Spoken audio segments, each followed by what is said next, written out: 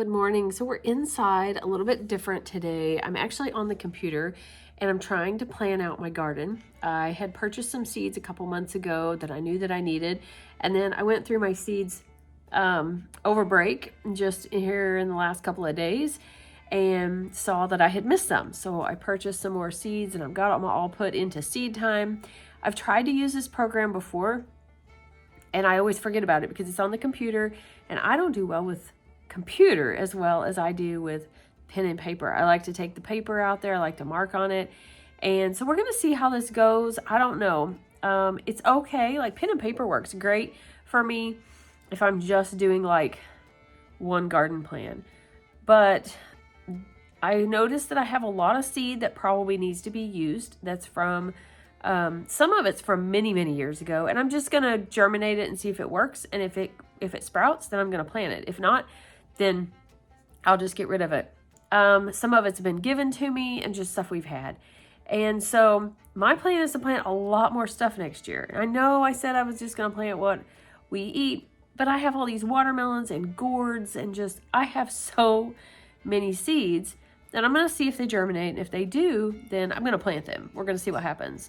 If I have too many watermelon or too many squash or too many cucumbers, I know I have chickens that will eat them, so they're not going to go to waste. So that may be a blessing. I can just grow some food like that for them.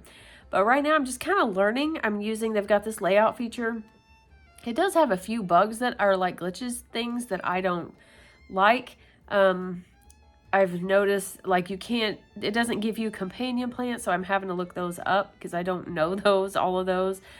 So I'm having to look those up. I have another app on my phone I just have the free version, and it actually gives all the details for your plants, like how deep to plant them, what to plant them with, not to plant them with, all of that kind of stuff. So I've kind of been going back and forth, but that actually can be used on the computer, but it's not as user-friendly as a layout as what SeedTime is. So we're going to give it a try and see. And it gives you a task list. Like I can print out, like I planted garlic in the fall a little bit earlier, like few months ago. I don't remember. I had to actually go back at my video and look at that. I need to write all this down. So I planted garlic, if you remember that. And so I added that. And so it tells me like when to cultivate. And I'm supposed to be cultivating this week, but I don't have weeds, so I'm not going to worry about it. The garlic is coming up really good though, so that's awesome. I let the chickens out yesterday and they didn't bother it, so that's even a bigger plus. But I am going to try this and we're going to see. So right now I'm trying to figure out, I finally figured out how to put like add a succession, say of, or plant fall kale, fall lettuce in my hoop house, not my hoop house, my caterpillar tunnel. So I've got stuff planned for the caterpillar tunnel. I'm going to show you my layout here in just a minute. It looks a little overwhelming. And I'm not really sure that I'm going to have enough space to start all these seeds. This is where I stopped, actually. This is kale. And so I just clicked here. And I am going to change this to fall winter. And then I'm just going to save it, or schedule it, I guess. And it will actually change. So now these I can plant. So what it is, there's this little slider up here. And so I'm like way over here in October. So this is showing me what, is on my plan in October. So I'm going to bring this over to here, actually, because right here is where it's transplanted. So a lot of these are you start seeds, and I probably do start kale, but like all my watermelons and gourds and things, I don't normally start those, but we're going to try it and see. So this is actually my layout. Let's hope this doesn't glitch. Like this is the greenhouse. This is the chicken coop. Just trying to get a layout. Now this may not be correct. I think I have more beds than this right here, but I need to go check. And so like this is the asparagus. This is the horseradish. And you can see that's where the garlic is. I'm not sure that I have 162 in there. But there doesn't look like there's much in here because the slider is too far. But let me show you. Let's take this slider back a little bit. Let's go back quite a bit here. Oh, actually, you can see it. How it changed. Ugh, that's what I'm talking about. I don't know why it does that. Okay. So you can see the house. I've got all the pool just estimate. Let's see if I can get this bigger so you can see it. All right, so these are beets. I've got kale in here. I've got peppers. It tells me which ones. This is almost so fun to plan. Like all these are carrots, Brussels sprouts. Here's my loofahs over here that I always plant. This is my compost.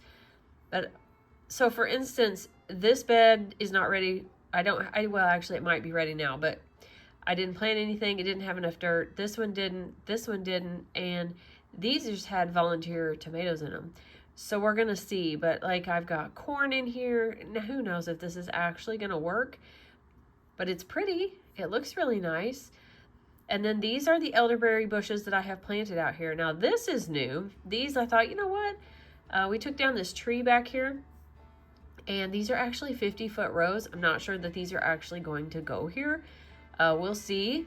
I can always change this, but these need to be tilled up or something, because these, this is just yard right now.